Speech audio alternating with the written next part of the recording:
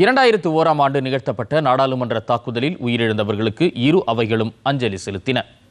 துணிச்சலான பாதுகாப்பு பணியாளர்களுக்கு மரியாதை செலுத்தும் விதமாக இரு அவைகளிலும் உறுப்பினர்கள் மௌன அஞ்சலி செலுத்தினர்.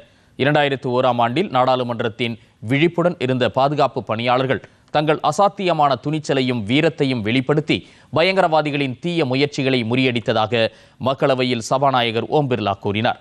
பயங்கரவாத தாக்குதலின் போது நாடாளுமன்ற பாதுகாப்பு படை, தில்லி காவல்துறை, CRPF ஆகியவற்றைச் சேர்ந்த 8 பாதுகாப்பு பணியாளர்கள் மற்றும் மத்திய பொது பணிப்பிரிவின் ஒரு ஊழியர் வீரமரணம் அடைந்ததாக அவர் கூறினார்.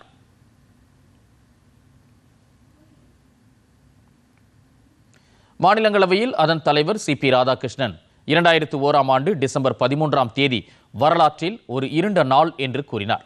தாக்குதலின் போது தாக்குதல் நடத்தியவர்களுக்கும் ஜனநாயக கோயிலுக்கும் இடையில் அசைக்க முடியாத பல துணிச்சலான இதயங்களை நாடு இழந்தது என்றும் அவர் கூறினார். பாதுகாப்பு படையினர் தங்கள் உயிரை தியாகம் செய்த ஜனநாயக கருத்தை முன்னெடுத்துச் செல்வது உறுப்பினர்கள் மற்றும் நாட்டு மக்களின் புனிதமான பொறுப்பு என்றும் மாநிலங்களவை தலைவர் CP ராதாகிருஷ்ணன் கூறினார். Honorable members, let us pause to remember and pay our respectable tribute to those courageous souls who sacrificed their lives on that sorrowful day. Their devotion to the duty and selfless valor continue to inspire every one of us.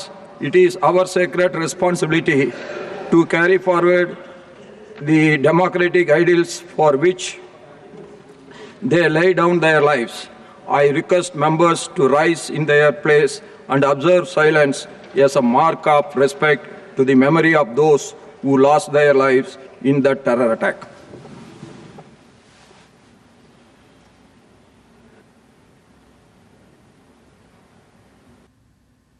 மகாராஷ்டிராவின் லத்தூரில் இன்று காலை காலமான முன்னாள் மக்களவை சபாநாயகர் சிவராஜ் பாட்டீலுக்கு மக்களவை இன்று அஞ்சலி செலுத்தியது.